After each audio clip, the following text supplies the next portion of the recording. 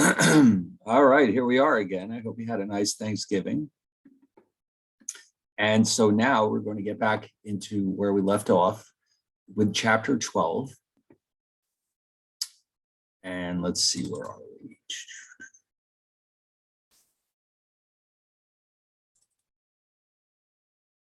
Yes, here we go.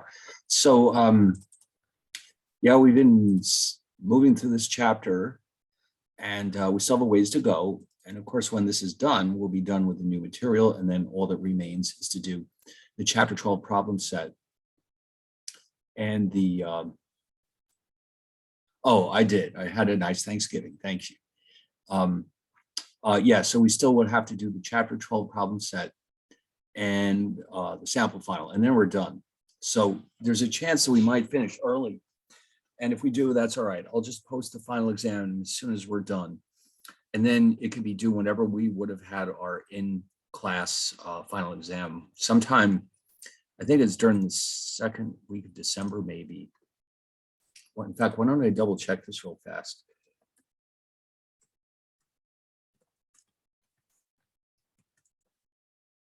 There we go.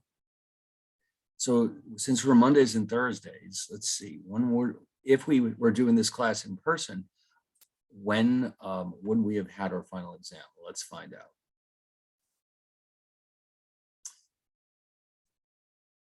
Oh, okay. So the official final exam date was supposed to be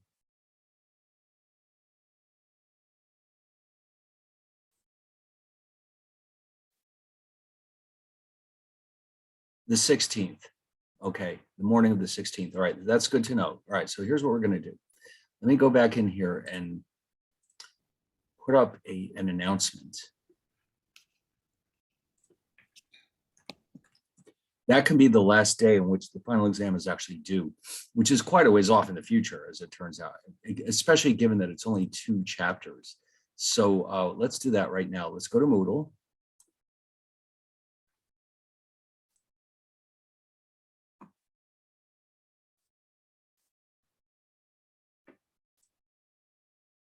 And just make this official. All right, send me a push. Okay. Yeah, yes. We have to be so careful these days. All right, where is it?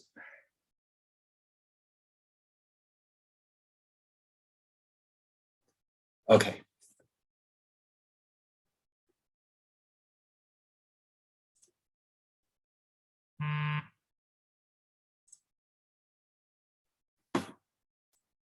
Okay, so no matter when I hand it out to you, all right, so this is what we're aiming for. This is what we're trying to establish. So the final exam will be due on Thursday, December 16th. Just double check something here.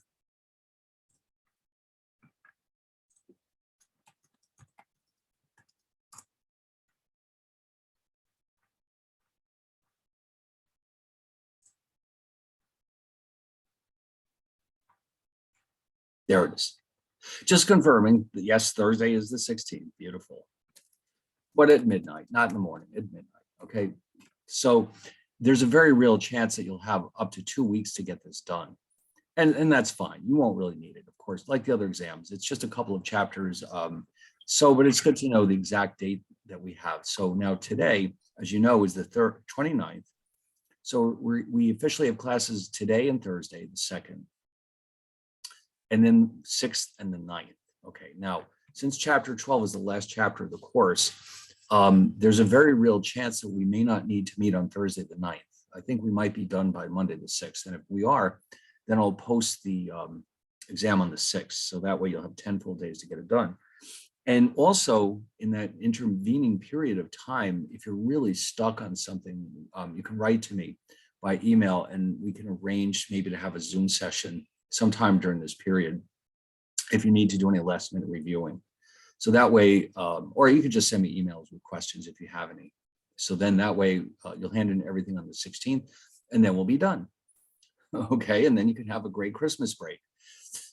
So anyway, so that's taken care of. So in the meantime, let's get back to this and carry on from where we left off, which you might remember in the very beginning, we mentioned that there are 3 different kinds of measures that we're interested in studying. And their names were, all right, where is it? There it is. Measures of central tendency. We are completely done with that. As you recall, that was mean, median, and mode. And they're all helping us find the center of the data. The measures of dispersion, which we're doing now, represent measures of how spread out the data are. That's very, very important for certain types of applications, especially in finance. We use this all the time to help us understand how risky stocks are, for example. If you have different stocks in your portfolio, some of them are very safe and some of them are very, very risky. And it's important to know which is which. And even more importantly, to have some very clear idea of just exactly how risky your stocks are. So we typically use these measures of dispersion to help us understand how risky our stocks are, but it can be used for so many other things as well. Measures of association, we're saving that for last. This basically helps us understand the relationship between 2 different variables. Instead of just one variable, we're looking at 2. And we want to know how closely they follow each other, basically. And again, this is the kind of thing that you would see a great deal of in finance, because it's important to understand if our stocks tend to rise or fall at the same time or not. So anyway, let's get back to our measures of dispersion. And now this topic is a little bit more complicated than what we've just been doing, but not that much more. Of course, we'll introduce some new formulas, but 1 or 2 of them are fairly complicated, but for the most part, this is not as difficult as it might sound at first glance. So let's start. Measures of dispersion. Finally, here we are. All right, first let me save this. Today's the 20th.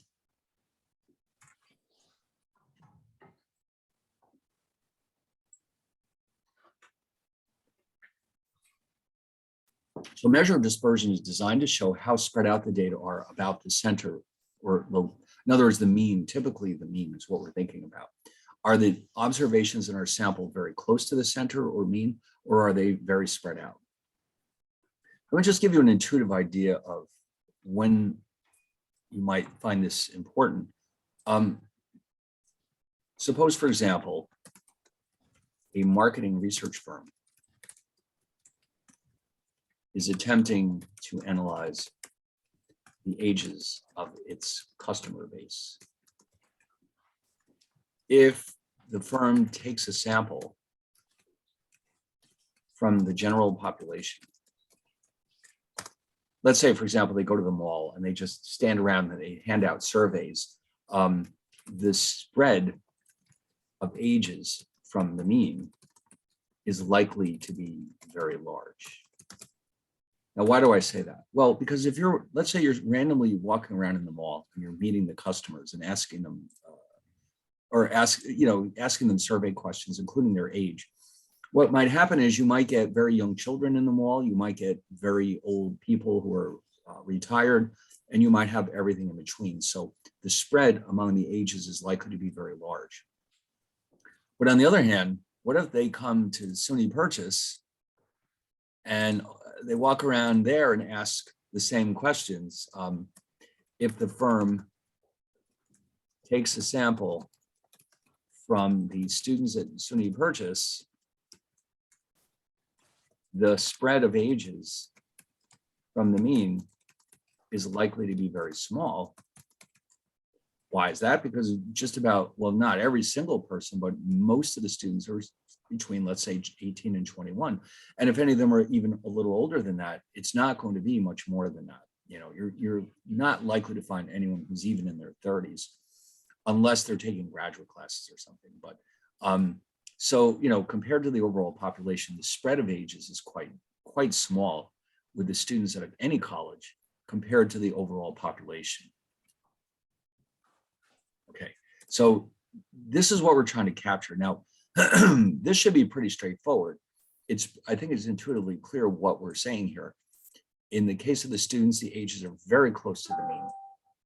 In the case of the general population, they can be very spread out. Okay, so imagine that the average age is 29. You get kids in, let's say, elementary school who are like more than 20 years under the mean, and you've got retirees who would be 60, 70 years older than the mean. So they're very spread out. Now, what we'd like to be able to do, though, is assign a number to each of these two samples and say, listen, this is the exact spread among the ages in this group versus the other group, so that we can compare them side by side.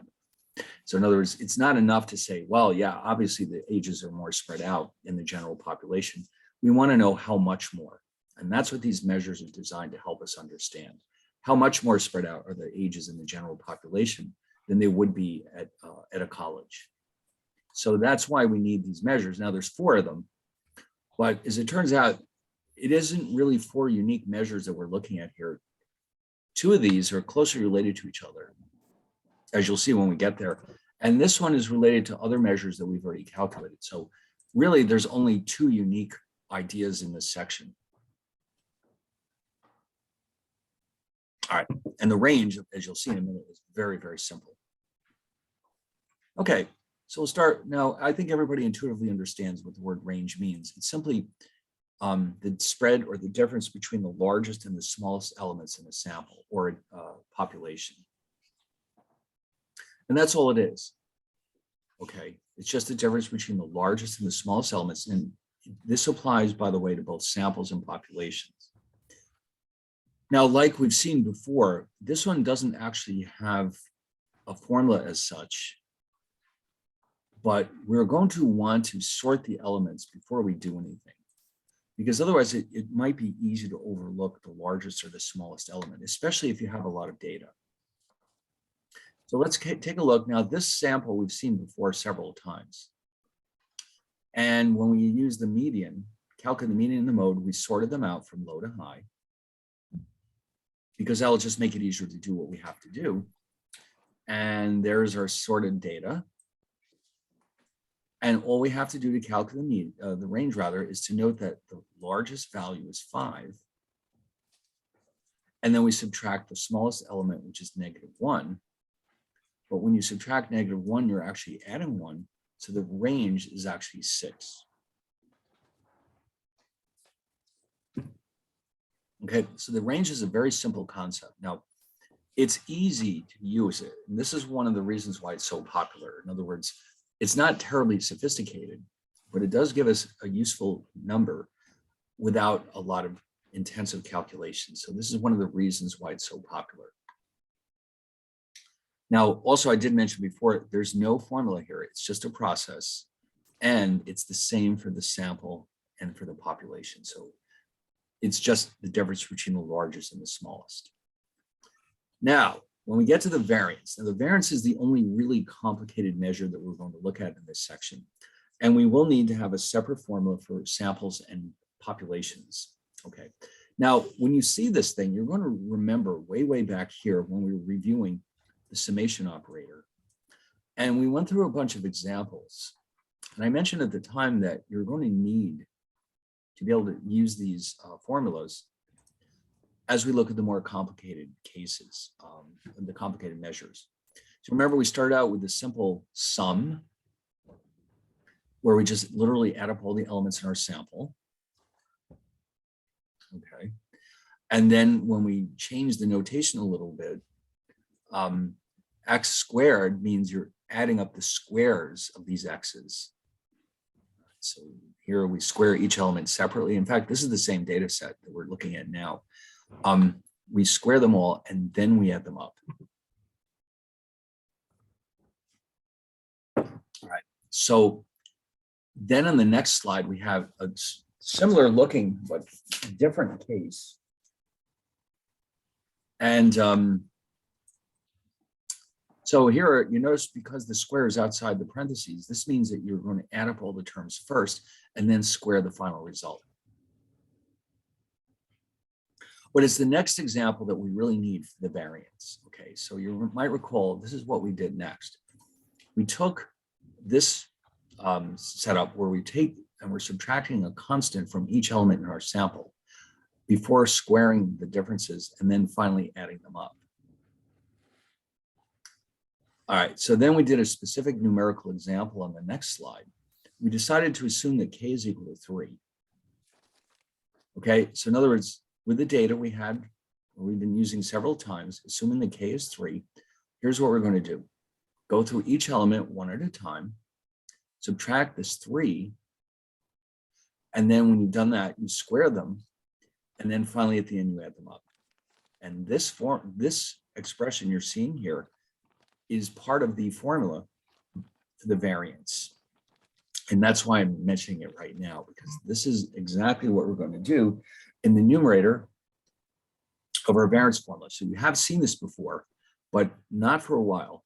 Okay, so I wanted to remind you that you have seen this before. So remember, the shorthand notation, again, just means take each element, subtract the constant, square the difference, and then at the end, add them up.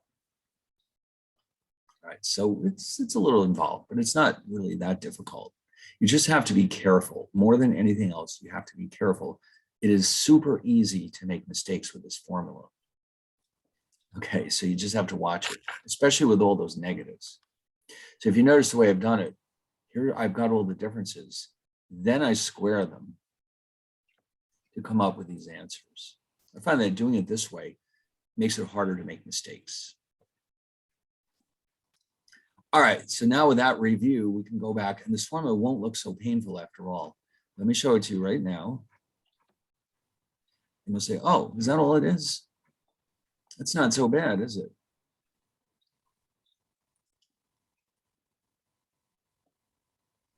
Okay, well, there you go. Now look at that numerator. What's different here is that the constant is x bar. Okay, so this is a constant. Oh, hold on, wait a minute. I didn't plug in my tablet. So yes, now you might say, what's going on? X bar is there, but x bar is a constant. So therefore, it makes perfect sense that we can use it in the same way. You're going to go through the entire sample, and in each case, you subtract x bar, square the differences, and then finally add them up. What's changed here, though, is that you now have to also divide by n-1, or if you recall, n is the sample size, or the number of elements in your sample. Now, S squared, going forward, we'll always use this notation to represent the sample variance. You know it's a sample measure because it's a Roman letter, not a Greek letter. Okay, so what we're going to do now is take the same sample we've been using all along, and we're going to see exactly how this works. And once you've done this a couple of times, you'll begin to realize, oh, that's not that hard, but it does take a little practice at first. Okay, so let's see. Now let's remind ourselves what the sample looks like. And then we're going to, first step is always going to be to calculate X bar. Okay, we have to have X bar before we go any further. All right, if we don't know what X bar is, we can't do the subtractions. The first step in these cases is always do the X bar. Now, of course, we did that earlier, but we'll repeat it one more time. So first, here's the sample again, which I'm sure you recognize by now. You've seen it many times.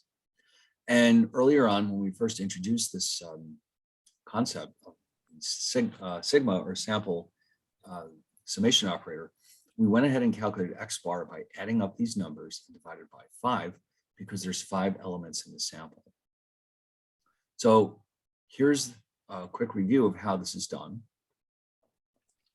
Oh yeah, look how easy that is. You literally just add up all the elements, which, by the way, you do not have to sort them for this. Just add them all up, divide by 5, and the sample mean is 2 now.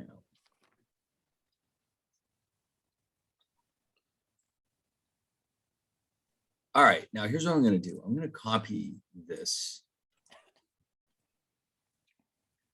Yes, so just so you can see.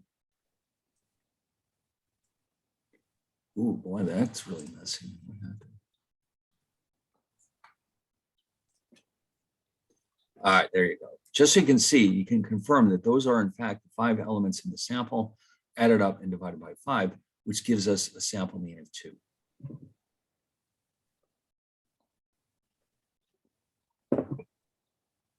All right, Now I'm going to copy this onto the next slide too, so you can see exactly what's going on. Now remember, you've got your 5 elements and the sample mean X bar turned out to be 2. So if you go and look down here, what have we got? This is X1, this is X2, this is X3, this is X4, and this is X5. And in each case, I'm subtracting 2 because that is X bar. And then I'm going to square them. Now, I'll tell you what I'm going to do. Let me write in one intermediate step here, because I think it's easier this way. Evaluate the difference first.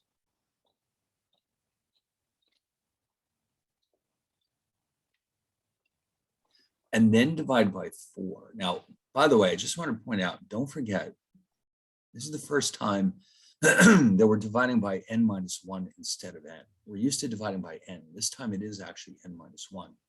And so because n is 5 sample elements, n minus 1 is clearly 4. Okay, so the reasons for this are so technical that we do not want to get bogged down and going through it, because it could take a while and it'll mean nothing to you. So let's just assume that this is how it should be done, n minus 1. So now in the next slide, what we're going to do is actually evaluate these squares and then divide.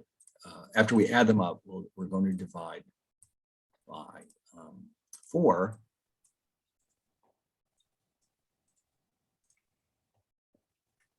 So, oh boy, let me just see if I can copy these back here. Sometimes it works and sometimes it doesn't. It'd be nice if I could just grab the whole thing, but it doesn't always work out that way for some reason.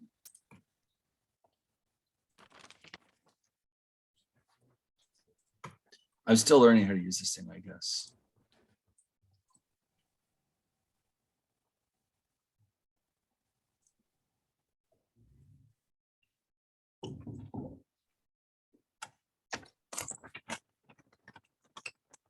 Okay, and of course we're going to divide by 4.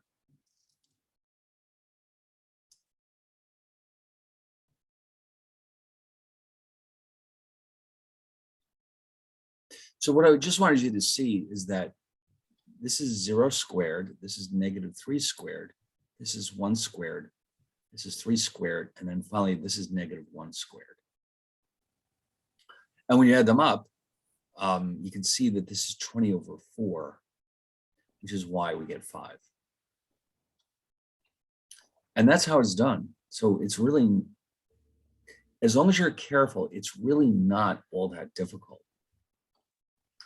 But again, it's just following the procedure that we just did and being very careful. It's easy to make mistakes with the negatives in particular, or sometimes it's easy to forget to square some of these numbers. It's very simple, but we will get lots of practice with this as we go along. So by the time we're done, you'll be an expert on calculating variances. Yes, you will. It's hard to believe, but it's true. Okay, now, the next measure that we want to look at, before we look at the population version of this, I want to show you the standard deviation. I'll tell you why, because these two are closely related to each other. In fact, they're really not two separate measures at all. The standard deviation is the square root of the variance. Okay, so in other words, once you have your sample variance, the sample standard deviation is easy because all you have to do is take the square root. And I'm going to show it to you on the next slide and you'll see, oh, was that it? All you did was take the square root of the sample variance. So remember, this is the sample standard deviation, and it equals the square root of the sample variance. Well, that's a relief. My God, it's so simple.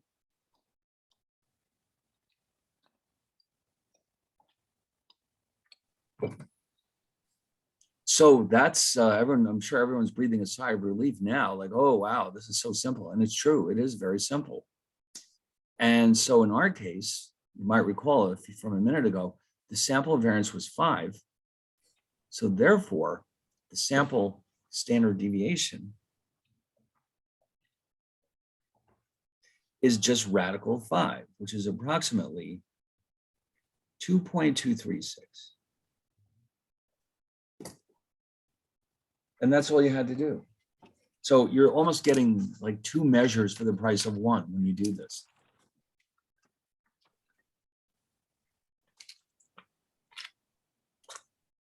Now, what I'm going to do, though, is take as a bit of a sidestep and try to explain what's going on here. Why are there 2 separate measures like this? The variance suffers from a serious drawback as a measure of dispersion. It is measured in squared units. For example, if the data elements or the elements of the sample are measured in dollars, the variance is measured in, get this, dollars squared. Now, there is, of course, no such thing as dollars squared. So what do we do about that? Why? I mean, the variance is helpful, but the problem is it's measured in squared units. So therefore, in order to work around this problem, the standard deviation is often used instead of the variance as a measure of dispersion. So if the sample elements are measured in dollars, then the sample standard deviation will also be measured in dollars. Okay. So that's the benefit of the standard deviation. It will always be measured in the same units as the data itself. And so it will be much more meaningful than the variance, which uses squared units. And then you're probably wondering, well, why don't we just calculate the standard deviation directly? Well, we can't really do that. We need to calculate the variance in order to get to the standard deviation. So there really isn't a shortcut here. The sample standard deviation is computed from the sample variance. So we must compute sample variance first, and then take the square root to obtain the sample standard deviation. But this is the reason why we're doing this. So in other words, this is why the 2 measures exist, because the first one isn't as useful, but the second one depends on the first one. So therefore, we normally calculate them both together. All right, we calculate the sample variance, and then we go ahead and take its square root to come up with our standard deviation. All right, then. Now, okay,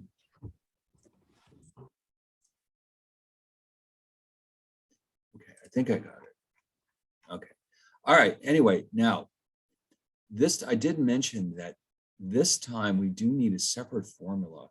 We've already seen now the sample variance and the corresponding sample standard deviation. And we've already started to understand why the sample variance may not be the best choice, why we probably will end up using the standard deviation. Now, the population version, not only, this is the first time we're going to see that the formula for the population variance is a little bit different, both in the notation, but also in the actual formula itself. So what I'm going to do is copy this formula onto that slide so you can see them side by side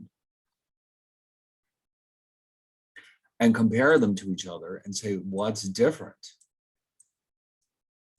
Okay, so the one on the top, as we already know, is our sample variance.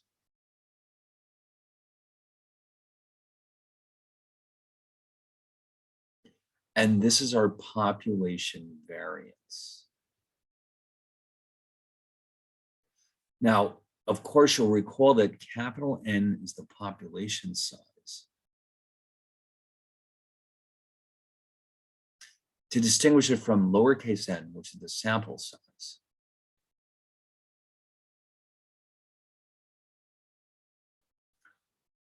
Also, remember this symbol represents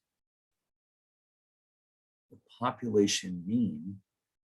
It's the Greek letter mu, but it represents the population mean. And of course, the X bar up here, we know what this is.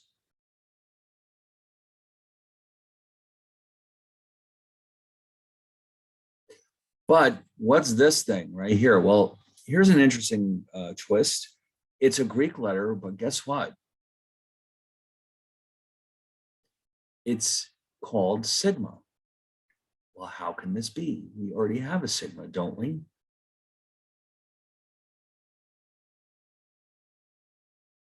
We do, but that's because this first sigma is the lowercase sigma. And this sigma is the uppercase sigma. So just like the Roman alphabet, the Greek alphabet has case. There's lower and uppercase versions of every letter. And here's the first time we're running into this. So this is sigma.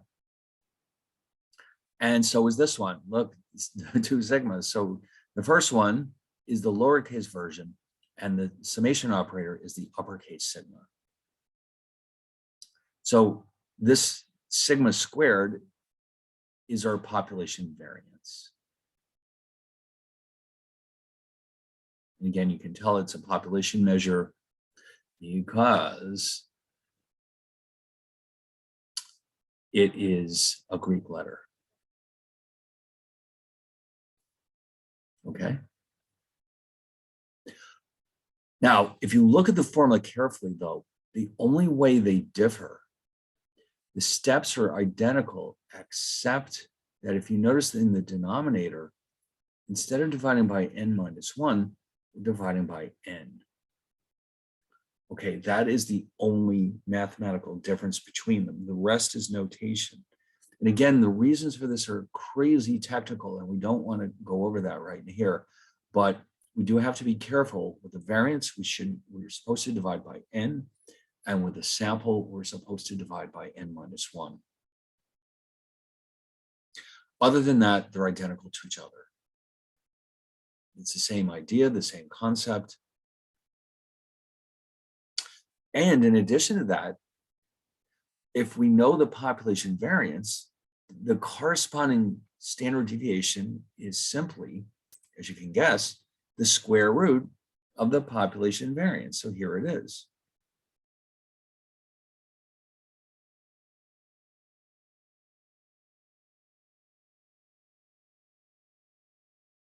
That hasn't changed.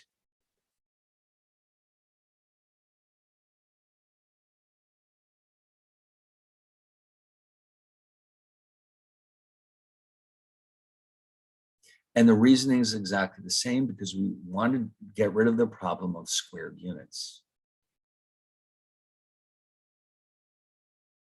Okay, and of course, this is the lowercase sigma. All right, so in that sense, they're both the same. All right, but you can see there's that one subtle difference. Now, how will you know, by the way, when it comes time to doing this on an exam? The problem itself will tell you very clearly whether your data represents a sample or a population, but you have to read it carefully, okay? So make sure that when you do a problem like this, that you know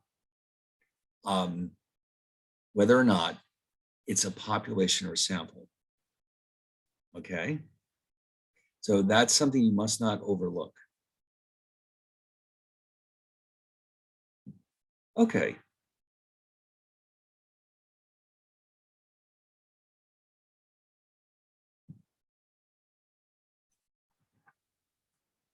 Now, the next and final measure of dispersion is called the coefficient of variation. Now, it turns out that this is a straightforward idea because it is actually taken from two of the other measures that we've already seen. What do I mean by that? Well, this is the formula. And by the way, the purpose of this measure is to combine the best of both measures of dispersion and the measures of central tendency. Okay, in other words, we want to have a way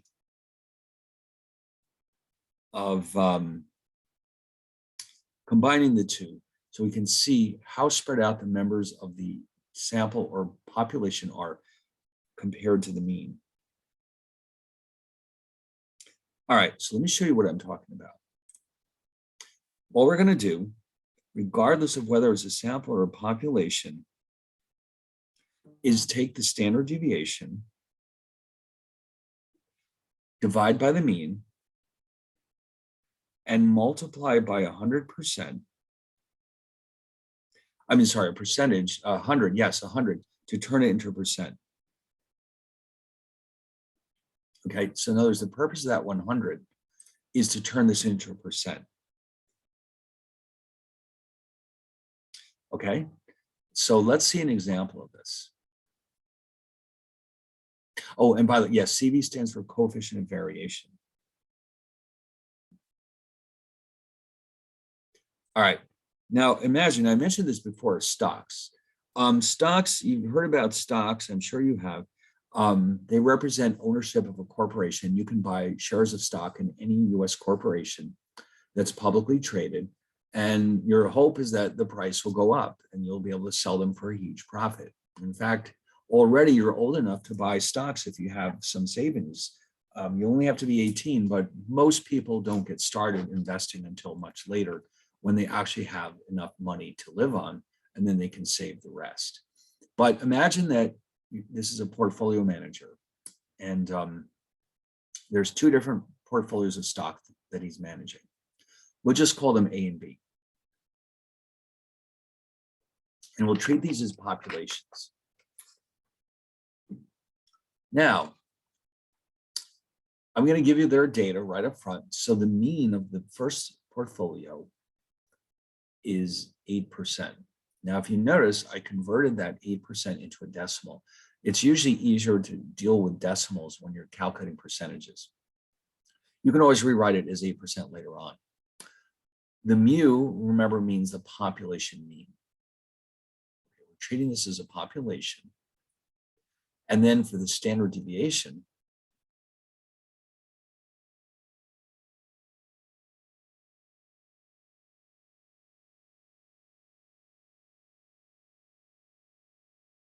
it's 16% or 0.16. So what that means is that on average, the stocks in this portfolio give us an 8% rate of return, but the 16% represents how much uncertainty there is about those returns. In other words, no, they don't always give us 8%. Some years it's less, some years it's more. So this gives us a sense of how far away from that 8% the returns are likely to be. All right, then. Now let's do the same thing for portfolio B. So here the population mean is 10%.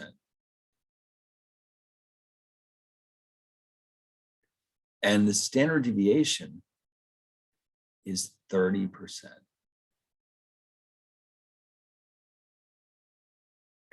Okay, so in other words, let me just quickly pencil those in here to remind you. Oops.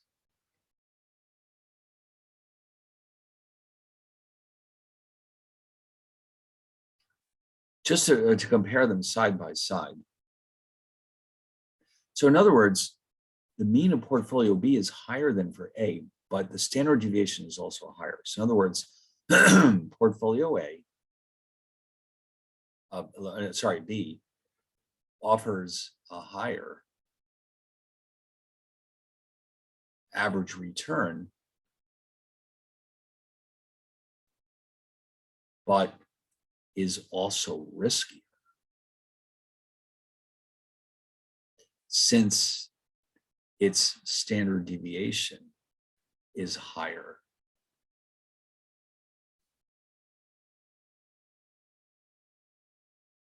That's how we can tell. The standard deviation is a measure of risk in the stock market. So the higher is your standard deviation, the riskier is your stock or your portfolio. So when you go to buy a stock or a portfolio, you've got to ask yourself, how much of a return can I get from the stock, but how much risk am I taking on? And normally what happens is the riskiest stocks are the ones that offer the highest potential rates of return. So a person who doesn't mind gambling a little bit might buy portfolio B, but a person who wants to play it safe might buy portfolio A. Okay, and that depends on the individual. Everyone has to make up their own minds which one they want. But what we're going to do is apply this coefficient of variation to both of these cases. And we're going to get some interesting results here. For A, if you notice, the risk or standard deviation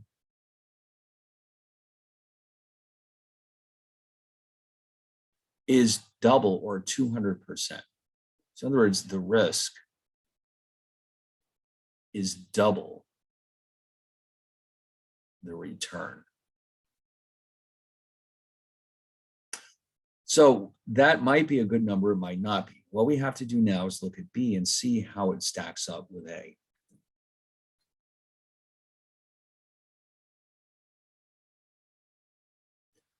Okay, now for B, you might recall the standard deviation was 30% and the mean was 10. So we can think of this as the risk, this is the return. And now you see the ratio is 3. The risk is triple the return. Well, I don't know about you, but that sounds kind of high. So what this means then is that in relative terms,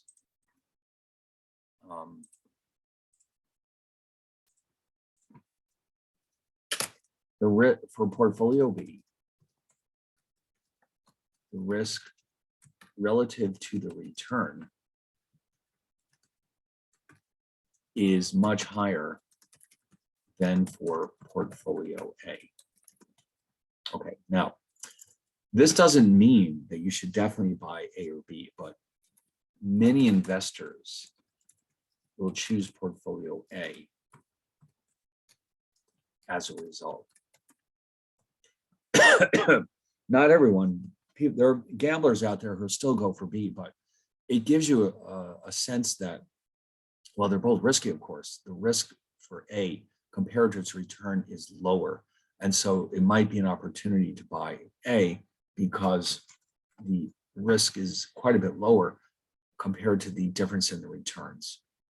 So the measure, the coefficient of variation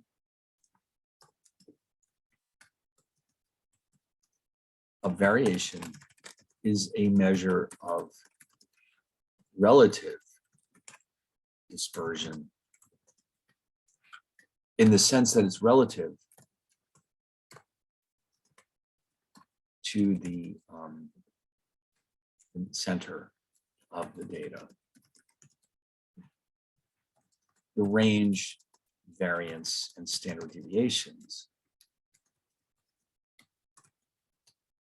are measures of absolute dispersion because they're not being compared to anything else. They're just numbers, whereas the coefficient of variation is a ratio. And therefore, we call it a relative measure or measure of relative dispersion. All right. So that was actually much more straightforward than I guess we anticipated. So the last set of measures, though, are a little bit more involved. These are kind of messy. So we're going to have to be careful with these. But they're very important concepts. So what we'd like to do is maybe try to take get a sense of what they're for. Okay, so first of all, so these are the third and final measures, the so-called measures of association. And what they're attempting to do is show us, and we'll explain this in a minute, the degree to which two variables tend to move in the same direction. So the two major measures that we'll be considering are the covariance and the correlation. And just like with these measures of dispersion, each measure has its own advantages and disadvantages.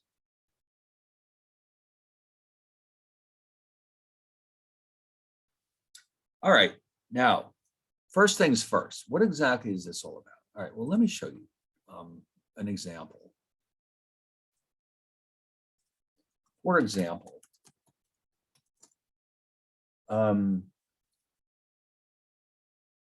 this is a finance example. I think it'll make sense to you, even if you've never studied finance a day in your life. A corporation's profits tend to rise during years in which their sales are strong, and vice versa. Now, of course, I guess that makes sense to everyone. You know, if a corporation's sales go up, then their profits will probably go up as well. We can say that these two variables are positively related to each other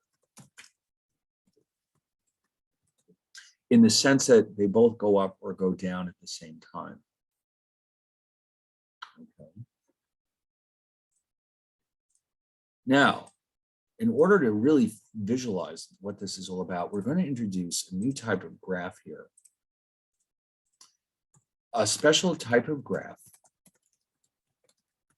that captures the relationship between two variables is known as a scatter plot. Okay, so I'm going to show you an example of this. Each point on the plot represents a single observation from two different variables. Okay, so let me show you what that's all about.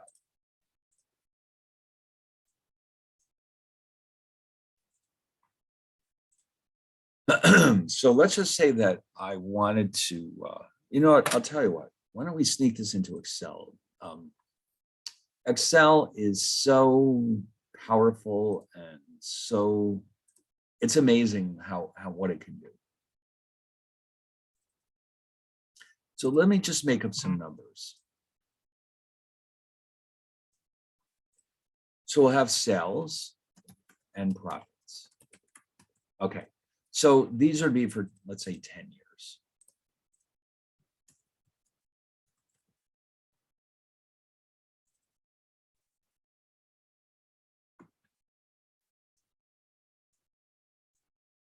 Oops, just 10. 10 will be fine. All right, so these will be in millions of dollars.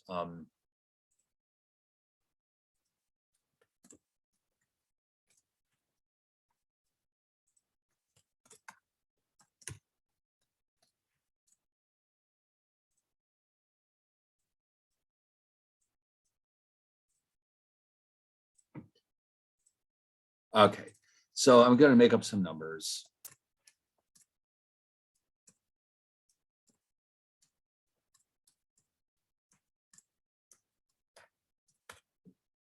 And the profits.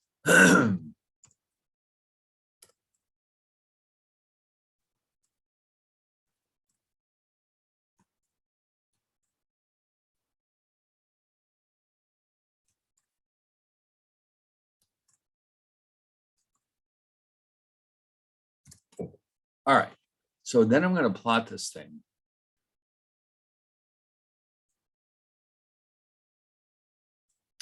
All right, here we go. Insert, this is how you do this in Excel, insert. Now, what you can do is ask for a recommended chart and see if any of them works. Here we go. Let's try this one. Oh my God, that's way too big.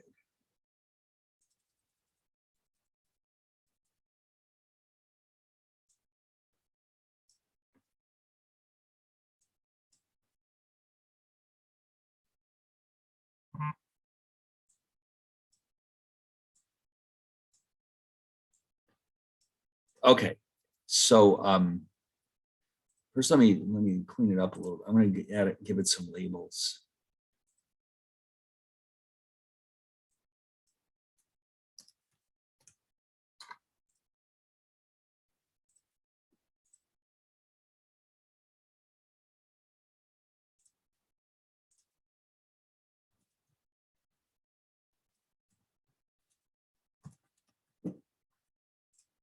And just to make it look a little nicer, I'm going to change the axis a little bit.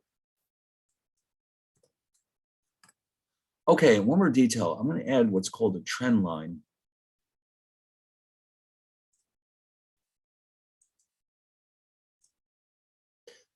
I'm doing that for a reason. If you notice, if you look at those points, if you notice they're very strongly connected with each other, there's a trend there. As we go from left to right, as the sales rise, the profits also tend to rise. And you can tell because there's that trend line, which is attempting to get as close as possible to all those points, actually has a positive slope. So we can say since the trend line has a positive slope, the variables are positively related to each other. Okay, that's what this is trying to tell us.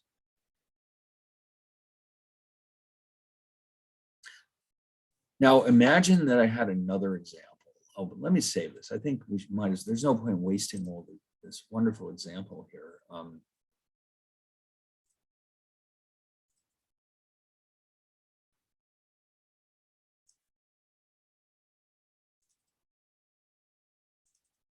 Especially if you use Excel, you might want to learn some fun new skills.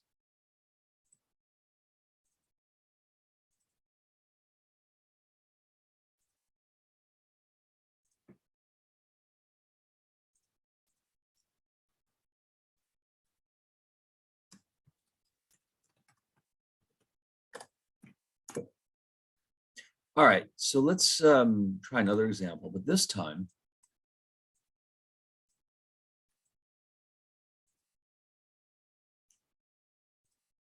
let's say that the variables are not sales and profits.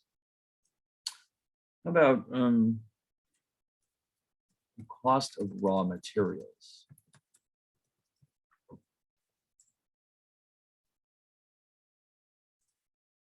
Let's say per pound, whatever it is. This company produces some product or other, and they need to buy raw materials to produce their product. So here it stands to reason that as this cost goes up,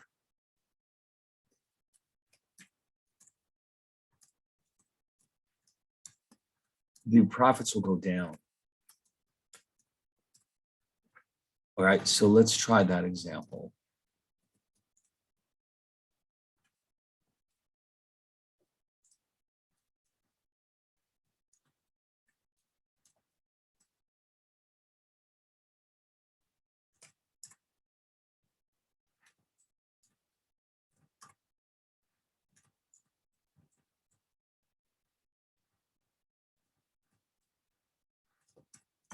Okay, let's try this one.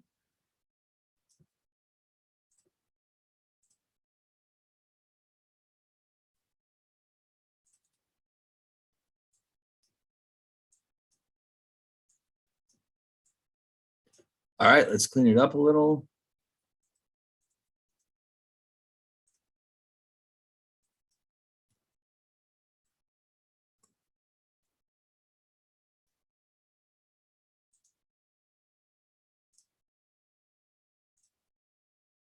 And I'll just quickly add a few labels.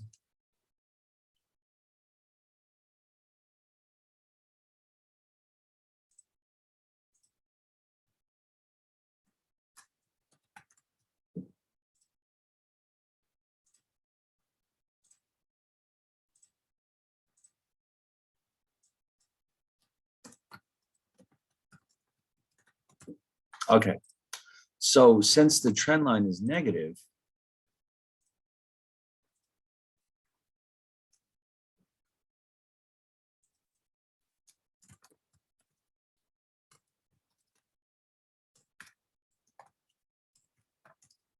the variables are negatively related to each other.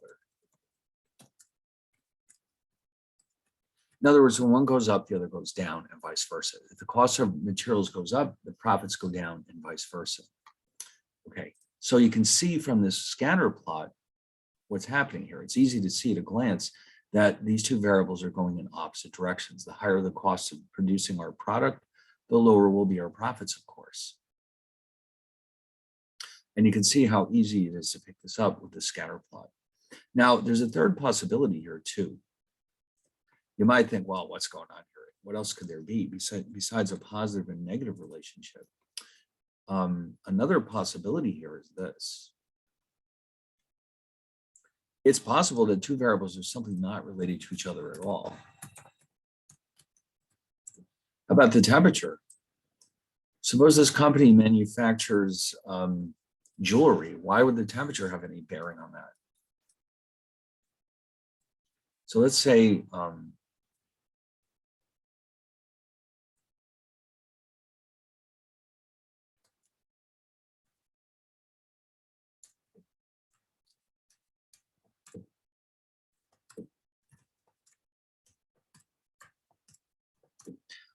these, this one is hard to plan, by the way, I must say. I'm going to see, I'm hoping I did it right.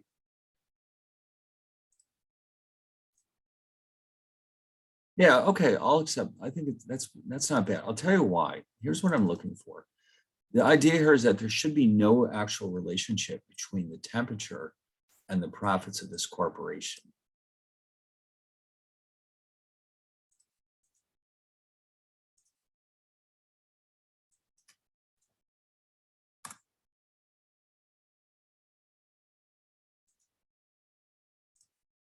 Okay, now the trend line is going up slightly. That's why I was saying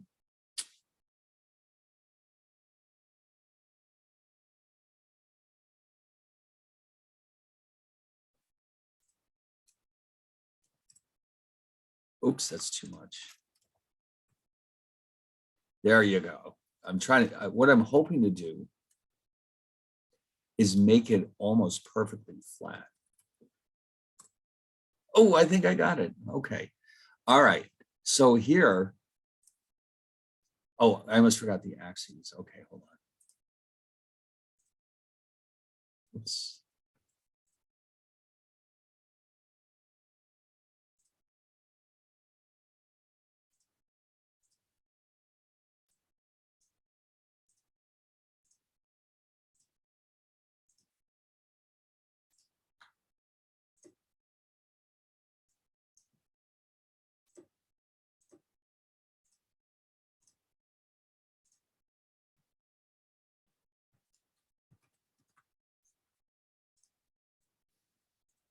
And then here I have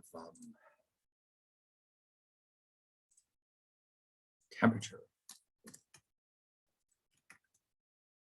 Okay, so since the trend line is flat, which means the slope is 0, the two variables are unrelated to each other or independent of each other. Okay, so that's the key right there. No relationship at all.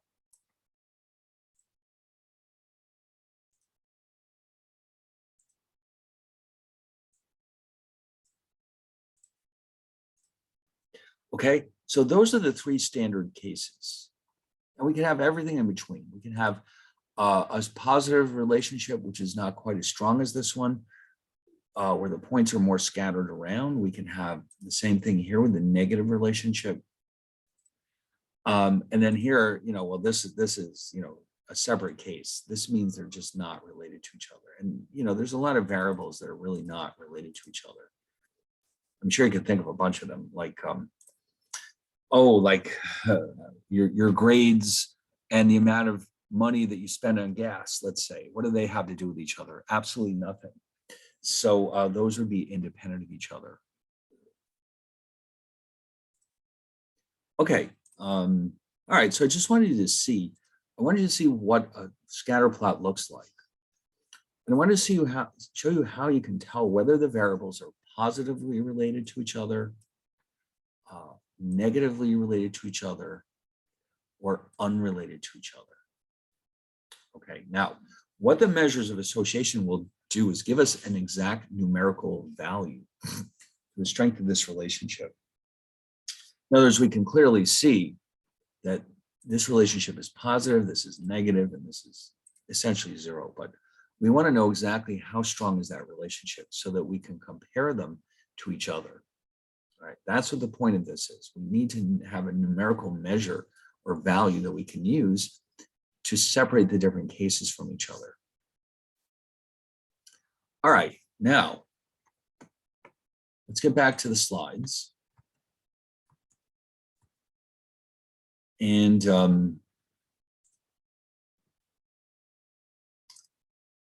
oh, you know what I could probably do here? Just to make the slides more complete,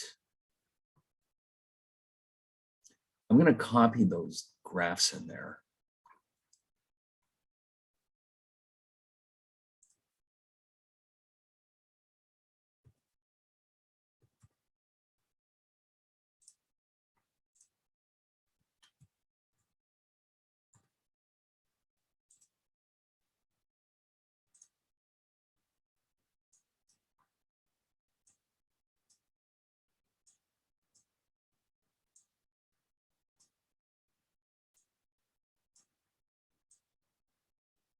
Doesn't that look nice?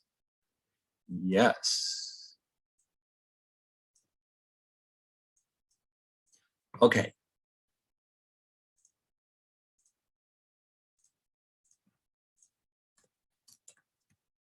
So for example, the following scatter plot shows that the relationship between a corporation's sales and profits is positive.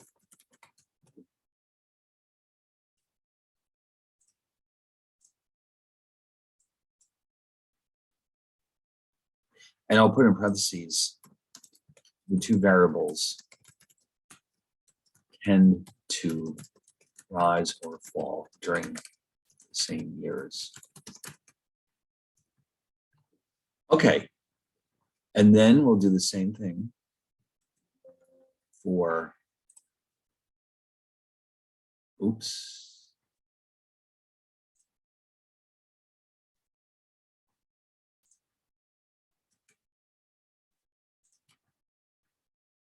Relationship between its cost of raw material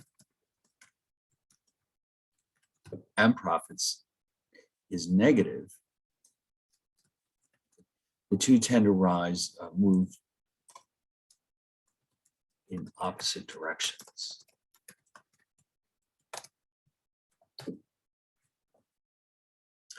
And then we'll sneak in that graph.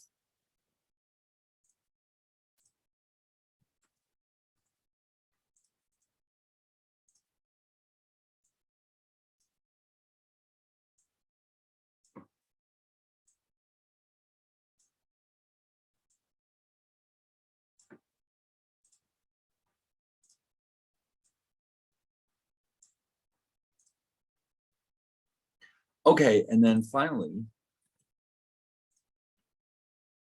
following scatter plot, the relationship between the temperature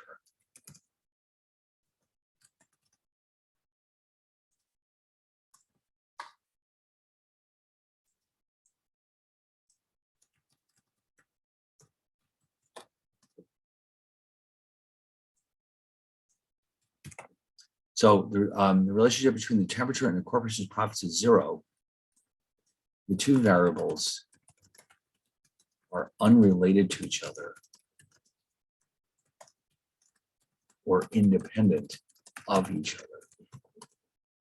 Okay, and then we'll sneak in this one. And I think we're all set. Wow. Look at this. Now you have a whole gallery of these wonderful plots, which helps us understand what exactly is going on here with these measures of association. So those are the three basic cases, okay? No relationship, negative relationship, positive relationship. Okay, so the measures of association will help us understand not only which ones are positive, negative, or zero, but the actual numerical strength of this relationship.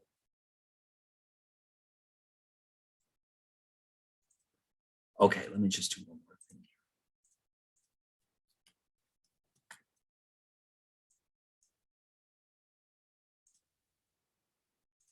here. And then we're all set. All right, great. Now, the two measures, as I said before, are the covariance and the correlation.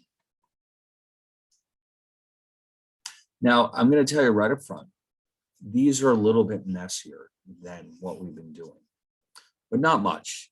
The covariance is a little bit more messy than the variance, but you'll get used to it pretty quickly.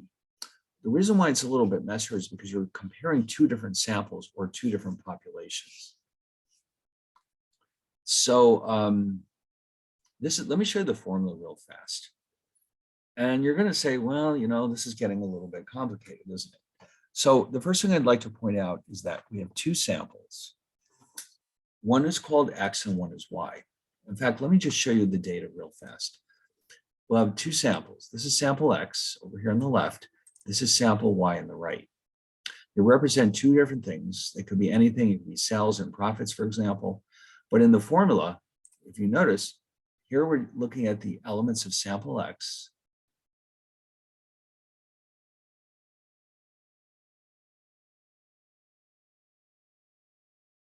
And these are the elements of sample Y.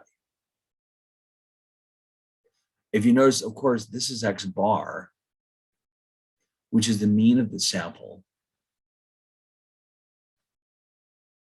I'll write this separately.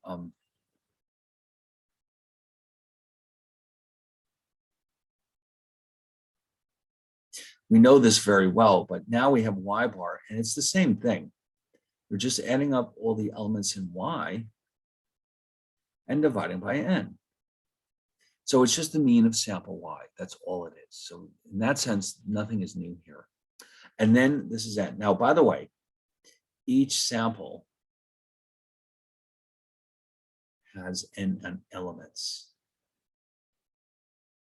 They can't be different. So if you look at my sample example here, you notice each sample has 5 elements. That's what N represents. So in other words, you cannot have, let's say, 5 elements in X and 6 in Y. It has to be the same for both. Now, here's a fun side note. Look at this. We've seen S before. In the last section, this represented the sample standard deviation. Why are we seeing it again? The two subscripts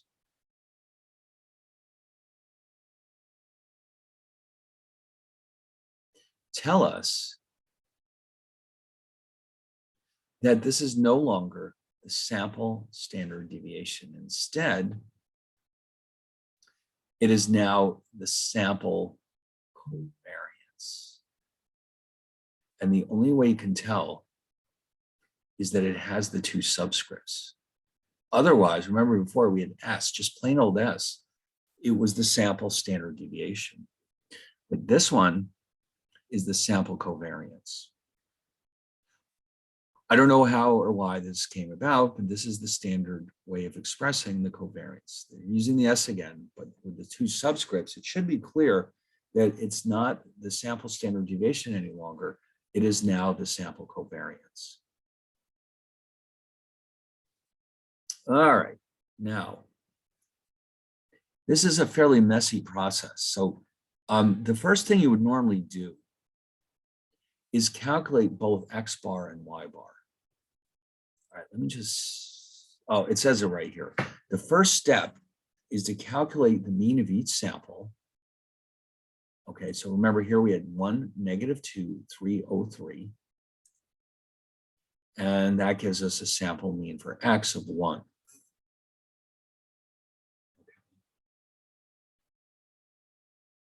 Then we do the same thing for Y. But you'll notice they're not going to have the same mean. They don't have to. There's no reason why they should have the same mean. For Y, when we add up all those elements, it gives us 15/5 or 3 as our sample mean for Y. All right, now, the next part is fairly messy. And it's a little early, but we're actually ahead of where we need to be anyway. So I was thinking that we could stop it right here.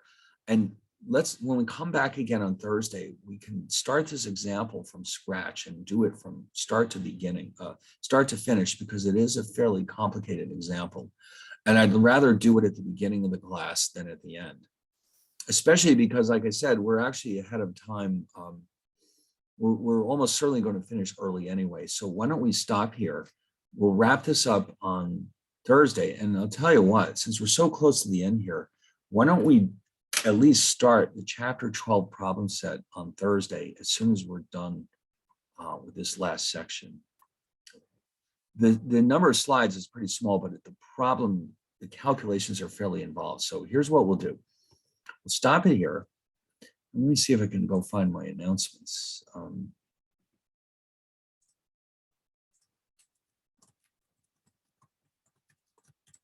So since we are nearly done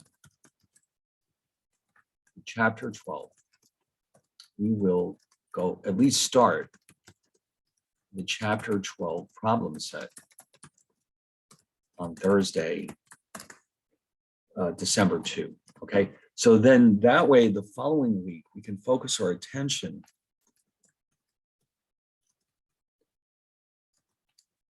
work on the sample final.